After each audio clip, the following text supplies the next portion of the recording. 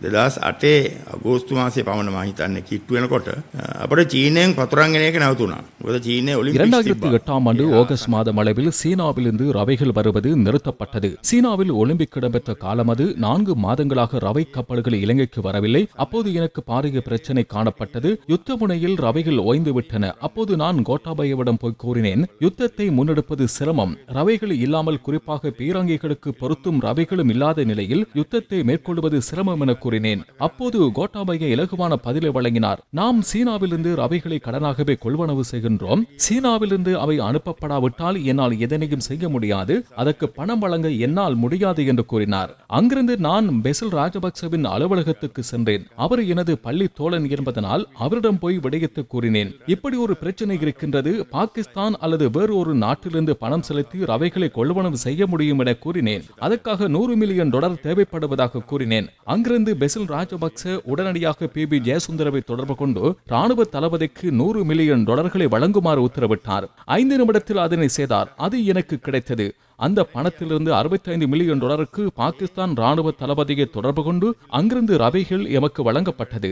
அப்போது நிலத்தின் பிரச்சனை தீர்க்கப்பட்டது. சுமார் 1 மணி நேரம் பெசில் ராஜபக்ச உரையாடிக் கொண்டிருந்தார். அங்கு அவர் கூறினார், 2005 ஆண்டு எல்டிடியினருக்கு பணம் வழங்கிய கதையை கூறினார். தமிழ் மக்கள் வாக்களிப்பை தடுப்பதாக எல்டிடி எமக்கு வாக்குறுதி அளித்ததன் காரணமாக அதற்காக நாம் உங்களுக்கு என்ன கைமாறு செய்ய வேண்டும் என கேட்டதாகவும், நட்புறவு ரீதியாக இதையேனும் செய்ய வேண்டுமா என கேட்டதாகவும் தெரிவித்தார். கடற்புலிகளுக்கு பயன்படுத்துவதற்காக கொள்வனவு செய்ய வேண்டிய இந்த டோரா போன்ற பாரிய கப்பல்கள் மலேசியாவில் இருப்பதாகவும், அதற்கு பணம் செலுத்த வேண்டியிருப்பதாகவும், அதற்காக $2 மில்லியன் தேவைப்படுவதாகவும் எல்டிடிஇ கூறியிருந்தது. எந்த பிரச்சனையும் இல்லை, அதை நாம் உங்களுக்கு வழங்குவோம் என பெசில் ராஜபக்ச கூறினார். திரான் அலசும் இது பற்றியே கூறி வருகிறார். அந்த பணப்பொதியை கிளிநொச்சிக்கு எடுத்து சென்று பிரபாகரனிடம் ஒப்படைத்ததாக பெசில் என்னிடம் கூறினார். அதனை வழங்கும் போது மலேக தமிழ் அரசியல்வாதி ஒருவரும் அங்கு இருந்ததாக குறிப்பிட்டார். கடற்படைக்கு தாக்குதல் நடத்த பாரிய படகுகள் மற்றும் டோராக்கள் போன்றவற்றை கொள்வனவு செய்வதற்கு பணம் வழங்கியிருந்தால், $2 மில்லியன் வழங்கியிருந்தால் ஒரு தேச துரோகி அல்லவா? அப்போது போர் நிறுத்தமும் இல்லை. முப்படையினர் எல்டிடியுடன் யுத்தம் புரியும் காலம் அது. அந்த படகுகளை பெற்று கடற்படையினரின் 10 டோரா படகுகள் மூழ்கடிக்கப்பட்டன. 150க்கும் மேற்பட்ட கடற்படையினர் கொல்லப்பட்டனர். மஹிந்த ராஜபக்ச வழங்கிய பணத்தின் ஊடாக பெற்றுக் கொள்ளப்பட்ட படகுகள் மூலம் வந்து தாக்குதல் நடத்தியதனால் இந்த கெதி ஏற்பட்டது. கடற்படையினருக்கு துரோகம் விளைவித்தவர்களுள் மஹிந்த ராஜபக்ச அளவு துரோகம் விளைவித்த எவரும் இல்லை. மஹிந்த ராஜபக்ச துரோகி වෙලා නැහැ මේ රටේ කිසිම රාජ්‍ය නායකයෙක්. இதே நேரம் யுத்த வெற்றி கண்முன் இருக்க முன்னாள் ஜனாதிபதி மஹிந்த ராஜபக்ச போர் நிறுத்தத்தை ஆரம்பிப்பதற்கு உத்தரவிட்டமை தொடர்பாக தான் அண்மையில் மாத்தறையில் வைத்து கூறிய விடயத்துக்கு எதிராக பல்வேறு தரப்பினரும் சுமத்தும் குற்றச்சாட்டுகள் குறித்தும் அவர் விளக்கமளித்தார். අපි යුද්ධය අවුරුදු 2.5ක් විතර කරලා 2.5 ஆண்டுகளாக யுத்தத்தை நாம் தொடர்ந்து முன்னெடுத்துச் சென்றோம். 2009 ஆண்டு ஜனவரி அளவில் நாம் கிளிநொச்சியையும் கைப்பற்றினோம். 2009 ஆண்டு ஜனவரி 26 முல்லைத்தீவையும் கைப்பற்றினோம். அந்த சந்தர்ப்பத்தில் சுமார் 4500 எனது படையினர் உயிரிழந்தனர். நாம் வெற்றியின் விளிம்பில் இருந்தோம். புதுக்குடியிருப்பையும் முற்றுகையிட்டு இருந்தோம். யுத்த வெற்றியை கண்டுகொண்டிருந்தோம். பயங்கரவாதிகளை 10 கிலோமீட்டருக்குள் முடக்கி இருந்தோம். ஜனவரி 26 முல்லைத்தீவை கைப்பற்றியதன் பின்னர் ஜனவரி 27 கோட்டாபய என்னை தொடர்பு கொண்டு கூறினார், சரத், நீங்கள் 2.5 ஆண்டுகளாக இந்த யுத்தத்தை முன்னெடுத்தீர்கள். மிகவும் சிரமம் இருக்கலாம் அல்லவா? சற்று ஓய்வெடுங்கள் என்று கூறினார். 26 முல்லைத்தீவை கைப்பற்றியதன் பின்னர் 27 கோட்டாபய இவ்வாறு கூறினார், இன்னும் 2 மாதங்களில் இது முடிவடைந்து விடும் என்பது எனக்கு தெரியும். எனக்கு அவசியமில்லை. இதனை இறுதி கட்டம் வரை முன்னெடுப்பதை எனது நோக்கம் என கூறினேன். ஜனவரி 28 மஹிந்த ராஜபக்ச என்னோடு தொடர்பு கொண்டு எனக்கு ஒரு கட்டளையை பிறப்பிக்கின்றார். 2009 ஆண்டு ஜனவரி 31 அல்லது பிப்ரவரி 1 போர் நிறுத்தத்தை வழங்குமாறு உத்தரவிட்டார். 48 மணி நேர போர் நிறுத்தத்தை அறிவித்தார். நாம் வெற்றியின் விளிம்புக்கு வந்து இருக்கின்றோம். எமக்கு போர் நிறுத்தம் தேவைப்படவில்லை. எமது ராணுவம் பலமடைந்து இருந்தது. எமக்கு ஓய்வெடுக்க தேவை இருக்கவில்லை. யுத்த முனையில் அதற்கான வேலை திட்டங்களை நாம் தயாரித்திருந்தோம்.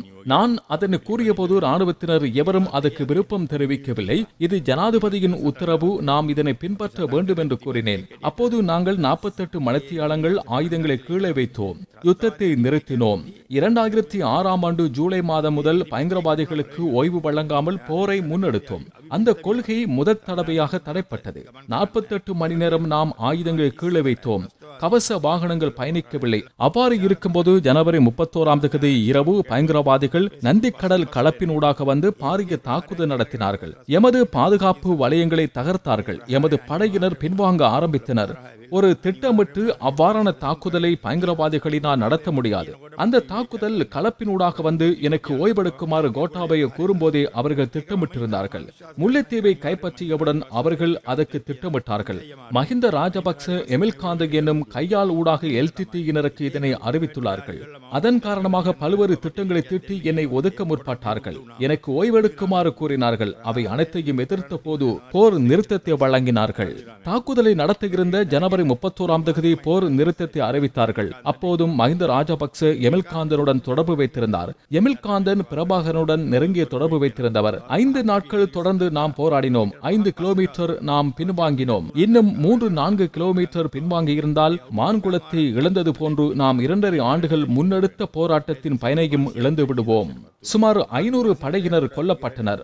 மார்ச் மாதம் நடுப்பகுதியில் முடிவடைய இருந்த யுத்தம் மே மாத நடுப்பகுதி வரை நீடித்தது. பல கோடி ரூபாய் பெறுமதியான ஆயுதங்களை நாம் இழந்தோம். அந்த உயிர்களுக்கு முழு பொறுப்பையும் யுத்தம் நீடித்து ஏற்பட்ட வீண் செலவுகளுக்கும் மஹிந்த ராஜபக்சவே பொறுப்பு கூற வேண்டும். இதனையே அந்த கூட்டத்தில் கூறினேன். இந்த தேச துரோகத்துக்கு அவர்கள் பொறுப்பு கூற வேண்டும். பயங்கரவாதிகளுக்கு ஆயுதம் கொள்வனவு செய்ய பணம் வழங்கப்பட்டது. இவ்வாறான உதவிகள் செய்த குற்றத்துக்கு வேறு உலகில் வேறு ஒரு நாட்டிலாக இருந்தால் நிச்சயம் அவருக்கு எதிராக வழக்கு தாக்கல் செய்யப்படும். குற்றப்பத்திரிகை தாக்கல் செய்யப்படும்.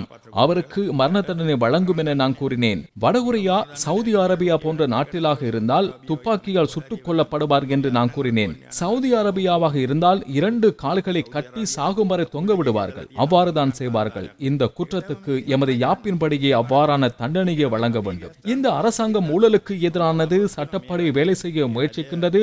சட்டத்தை மதிக்கின்றது. இந்த சம்பவம் தொடர்பாகவும் சட்டத்தை நிலைநிறுத்த வேண்டும். උලාත් තියෙන දඬුවම මම බලාපොරොත්තු වෙනවා මේ රජය දූෂණයට විරුද්ධයි, නීතියට වැඩ කරන්න උත්සාහ කරනවා, නීතියට ගරු කරනවා. එහෙමනම් නීතිය ක්‍රියාත්මක කරන්න ඕනේ මේ සිද්ධියට අදාළව.